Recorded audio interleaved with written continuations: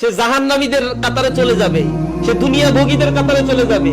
শিস্তারাউ বিহি সামানান কলিলা, কোরআন শিখলেও উচ্ছিষ্ট ভোগীদের কাতারে যাবে। এই কোরআন বিক্রি করে সে উচ্ছিষ্ট ভোগ করবে, এখান থেকে ইনকামের ধান্দা করবে, মানুষের হেদায়েতের জায়গায় সে যাবে না। সুতরাং এই রাস্তাটাকে আমি দেখাবো, সোজাসুজি কোরআন থেকে তাকে বিমুখ করার চেষ্টা করব। যদি এই জায়গা থেকে বিমুখ করতে না পারি তাহলে ছদ্মবেশ ধরবো, ছদ্মবেশ ধরে ওই দারুণ নদওয়ার বৈঠকে যেরকম ফেরেশতা সেজে গেছিল, দাড়ি টুপি পরে একবার দরবেশ সেজে গেছিল, ওরকম দরবেশ সেজে আসবে, বলবে যে না এটাই ভালো, খানকা দাও, পীরের দরবারে যাও, এই করো, ওই মান্নত করো, আরে ওই জায়গায় যায় না, মাইর খাওয়া লাগবে, শুধু ইমামতি করো, চুপচাপ বসে থাকো, কত কিছু যে শিখাবে। ওজিফা তো তেলাওয়াত করাই, রাসূলের জীবনী বিপ্লবী একটি জীবন, এইটা অধ্যয়নের দিকে শয়তান আপনাকে কখনোই নিতে চাইবে না। এরকম নানা ধরনের প্ররোচনা শয়তানের আছে, যে প্ররোচনাগুলো সে ছদ্মবেশে খুব সহি নিয়তে খুব সুন্দরভাবে করে থাকে। আমাদের সমাজের অধিকাংশের ক্ষেত্রে এই কাজগুলো করে থাকে। কোরআন পড়ে কিন্তু কোরআনের আসল হাকিকত বুঝে না। আল্লাহ রাসূলের উপরে কোরআন রিভিল হয়েছে, নাজিল হয়েছে, অথচ রাসূলের জীবনীটা স্টাডি করে না।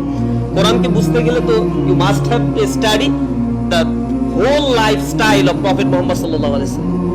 এইটাই হচ্ছে কোরআনের বাস্তব নমুনা, কিন্তু এইটাকে সে পড়বে না। কোরআনকে বিমুখ করে দেওয়ার জন্য সে এই জাতীয় ফন্দি আটবে, চারিদিকে ঘেরাও করে রাখবে। তো শয়তানের এই চ্যালেঞ্জ শোনার পরে আল্লাহ রাব্বুল আলামিন কি বলেছিলেন? ক্বালা খুরুজ মিনহা মাযমুমান মাদহুর। আল্লাহ তাকে বলেছিল যে তুই এখান থেকে বের হয়ে যা, তুই লাঞ্ছিত হ, তুই অপমানিত হ। আর এই কথাও জেনে রাখ, যে ব্যক্তি তোর অনুসরণ করবে, লাআমলা আন্না জাহান্নামা মিনকুম আজমাইন, তাদের সবাইকে দিয়ে আমি জাহান্নাম পরিপূর্ণ করে ছাড়ব। এবার দেখি তোর অনুসরণ কে করে।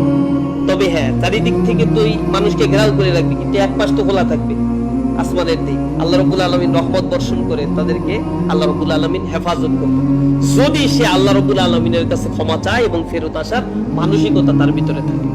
প্রিয় ভাইয়েরা, আমরা কোরআন শিখেছি, কিন্তু আমাদের সমাজে এখন কোরআনের হাফেজের অভাব নাই, বাংলাদেশেও অভাব নাই। এখন মসজিদগুলোতে যদি তারাবির সময়ে হাফেজ নিয়োগ দেওয়ার সময়ও অনেক কম্পিটিশন, চান্স পাওয়া যায় না, কারণ হাফেজ এত বেশি। একটা মসজিদে 4-5টা করেও হাফেজ রাখতে হয়। আল্লাহ রাব্বুল আলামিন এখানে নিয়ামত বর্ষণ করেছে, আমাদের হাফেজে কোরআন অনেক বেশি, দক্ষ হয়ে গড়ে উঠতে হবে এই হাফেজে কোরআনদেরকে। এরপরে আবার হাফেজ কোরআনরা কোরআন শেখার পরে কোরআন ভুলে যাচ্ছে। আমাদের বন্ধুদের মধ্যেও অনেকে কোরআন শেখার পরে এর মর্যাদা রক্ষা করতে পারে না, তারাবি পড়ায় না, কোরআনের চর্চা নাই, লাইফস্টাইল পরিবর্তন হয়ে যায় একটা সময় গিয়ে, সঙ্গদোষের কারণে খারাপ হয়ে যায়, সিগারেট খাচ্ছে, খারাপ মেয়েদের সাথে ঘোরাফেরা করছে, প্রকাশ্যে পর্দার বিধান লঙ্ঘন করছে, অন্তর থেকে গুনাহের কাজ করলে কোরআন আর তার কাছে থাকতে চায় না। কোরআন এমন জিনিস না যে জিনিসটা অপাত্রে থেকে যাবে, এটা খুব মূল্যবান একটা জিনিস। আরবিতে একটা প্রবাদ বাক্য আছে, আল ইলমু লা ইউতি বাল ইউতা। ইলম কখনো আসে না, একে ধরে নিয়ে আসতে হয়, এটাকে খুব যত্ন করতে হয়, যত্ন না করলে ইলম থাকে না। আর কোরআনের ইলমটা অনেক বড় একটা জাদরেল ইলম। এটাকে মানে কোরআন শরীফের মধ্যে এটাকে স্বয়ং জিহাদ বলে উল্লেখ করা হয়েছে। সূরা ফুরকানের 52 নম্বর আয়াতে আল্লাহ রাব্বুল আলামিন বলছে, ওয়াজাহিদুহুম বিহি জিহাদান কাবীরা, তোমরা তাদের বিরুদ্ধে জিহাদ করো, বড় জিহাদ।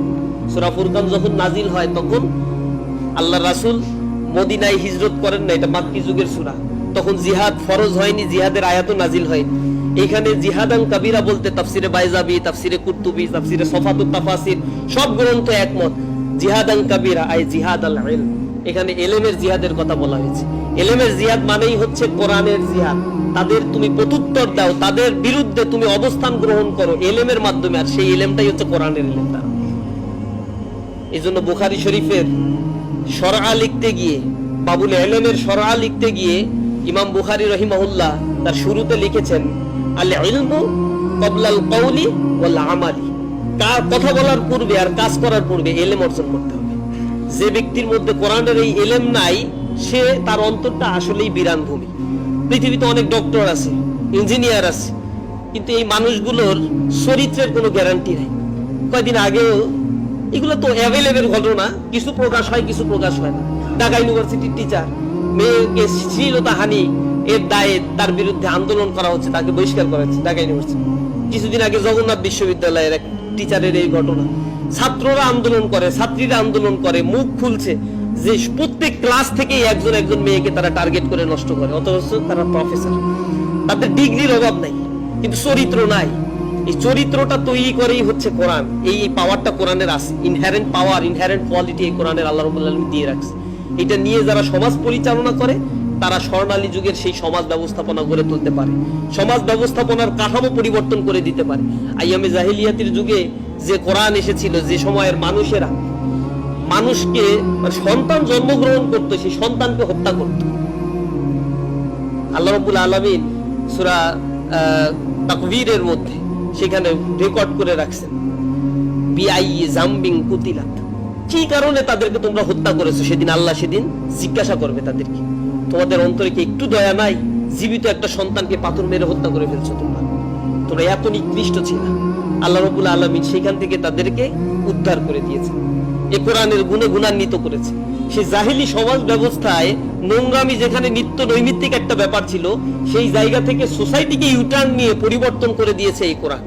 এই কোরআনের এমন ক্ষমতা আছে, যেটা সূরা কাহাফের প্রথম 2-3 আয়াতের মধ্যে আল্লাহ রাব্বুল আলামিন বলছেন, আলহামদুলিল্লাহিল্লাযী আনজালা আলা আবদিহিল কিতাবা ওয়া লাম ইয়াজআল লাহু ইওয়াজা। এমন একটা কিতাব তার বান্দার উপরে আল্লাহ রাব্বুল আলামিন নাজিল করেছেন, যাতে কোনো বক্রতা তিনি রাখেন নাই। তাইয়িবান লিউনজিরা বা'সান শাদীদাম মিন লাদুন ওয়া ইউবাশশিরাল মুমিনিনা আল্লাযীনা ইয়া'মালুনাস সালিহাতি আন্না লাহুম আজরান হাসানা মাকিসিনা ফীহি আবাদা ওয়া ইউনজিরাল্লাযীনা ক্বালু ইত্তাখাযাল্লাহু ওয়ালাদা। কত চমৎকার আল্লাহ বলছেন, তাইয়িবান লিউনজিরা বা'সান শাদীদা। এটা এত সুদৃঢ় একটা কিতাব যে আল্লাহর রাস্তায় চলতে চায়, হেদায়েতের পথে চলতে চায়, তাদেরকে এই গ্রন্থ হেদায়েতের রাস্তায় দেখায়। এই গ্রন্থ আমাদের কাছে আছে, অন্তরে আমরা ধারণ করেছি। বোধ করি পূর্ববর্তী বক্তারা আপনাদেরকে সেই ব্যাপারে সতর্ক করেছেন। এই কোরআনকে যেমন ধারণ করেছেন, শুধু গড়গড় গড়গড় করে পড়ে গেলে হবে না। সওয়াবের নিয়তে একটা অক্ষর পড়লে হাদিসে আসছে, আলিফ পড়লে সওয়াব আছে, লাম পড়লে সওয়াব আছে, মিম পড়লে সওয়াব আছে। শুধু এই সওয়াবের জন্য কোরআন নাজিল হয় নাই। যদি এই সওয়াবের জন্য নাজিল হইতো, আল্লাহ রাসূলের উপর নাজিল হইতো, আর আল্লাহ রাসূল কাবা গৃহে বসে শুধু কোরআনই তেলাওয়াত করতে পারতেন। তাকে 82টা যুদ্ধে অংশগ্রহণ করতে হতো না, নিজের দান মোবারক শহীদ হতে হতো না, শত শত হাজার হাজার সাহাবীর জীবন দিতে হতো না, রাষ্ট্র পরিচালনা করতে আল্লাহ রাসূলের হতো না। এগুলো করতে হয়েছে আল্লাহ রাসূলকে স্বয়ং। তিনি যদি আপনাকে আপনার আমার আদর্শ হয়ে থাকে, তাহলে ওই আদর্শটাই আমার জীবনে বাস্তবায়ন করাটাই আমাদের জন্য ফরজিয়া, এটা কর্তব্য।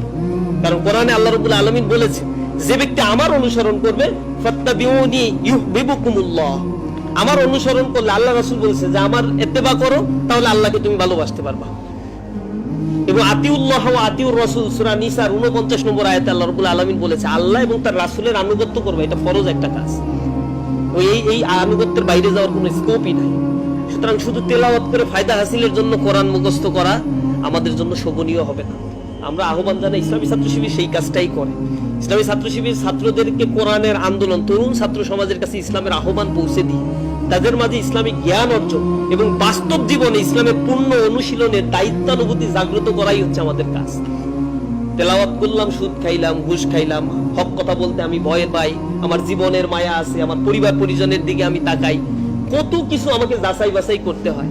কিয়ামতের ময়দানে আমাকে হিসাব, কিন্তু আমার হিসাব আমার উপরেই অর্পিত হবে। ওয়ালা তাজিরু ওয়াজিরাতু ইজরা উখরা ওয়া মা কুননা মুআযযিবিনা হাত্তা নাবআসা রাসূলা। সতর্ককারী না পাঠায় আল্লাহ রাব্বুল আলামিন কাউকে, কোনো জাতিকে ধ্বংস করেন না। আর সেই সতর্ককারী হচ্ছে আপনার কাছেই আছে, এটার নাম হচ্ছে কোরআন। সে কোরআনটা আছে, দয়া করে এই কোরআন ধারণ করা, বুঝে বুঝে অধ্যয়ন করা, এটা যেন আমাদের ভিতরে আমরা আরো বেশি আত্মস্থ করতে পারি। আল্লাহ আমাদের সেই তৌফিক দান করুন।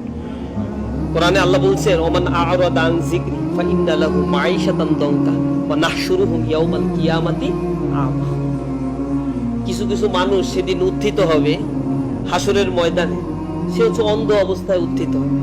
ওয়াকালা রাব্বি লিমা হাশারতানি আমা ওয়া ক্বাদ কুনতা বাসীরা। সে বলবে, আল্লাহ ওয়া ক্বাদ কুনতু বাসীরা, আল্লাহ আমি তো অন্ধ ছিলাম না দুনিয়াতে, কিন্তু আমাকে অন্ধ করে উত্থাপন করা হলো কেন?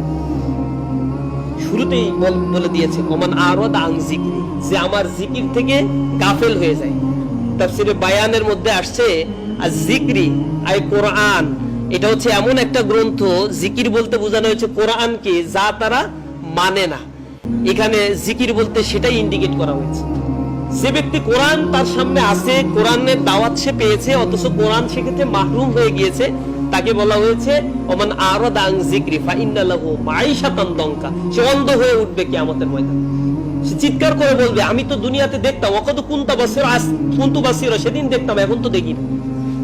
তখন আল্লাহ রাব্বুল আলামিন বলবেন, তোমার কাছে আল্লাহর আয়াতগুলো কি যায় নাই? তুমসা, তুমি কি এগুলাকে অস্বীকার করো নাই?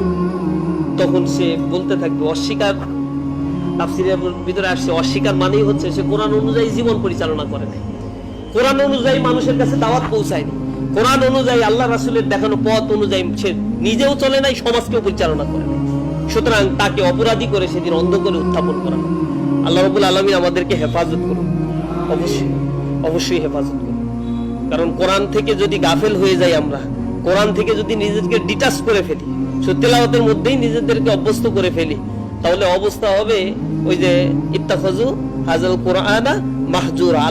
আল্লাহ রাসূল সেদিন আল্লাহ রাব্বুল আলামিনের আদালতে মামলা করবে একটা, সে মামলাটা হচ্ছে যে ওয়াকাল রাসূল ইয়া রাব্বি ইন্না কওমি ইত্তাখাযু হাযাল কুরআনা মাহজুরা। নিঃসন্দেহে আমার কওমের লোকেরা, আমার পরবর্তী সময়ে তারা কোরআনকে অবহেলার বস্তুতে পরিণত করে দিয়েছিল। আল্লাহ রাব্বুল আলামিন যেন সেই কাতারে আমাদেরকে শামিল না করেন। প্রিয় ভাইরা, আমি আপনাদের জন্য প্রাণ ভরে দোয়া করি, হাফেজরা যতদিন আছে এই ষড়যন্ত্র যারা করে ইসলামকে পৃথিবী থেকে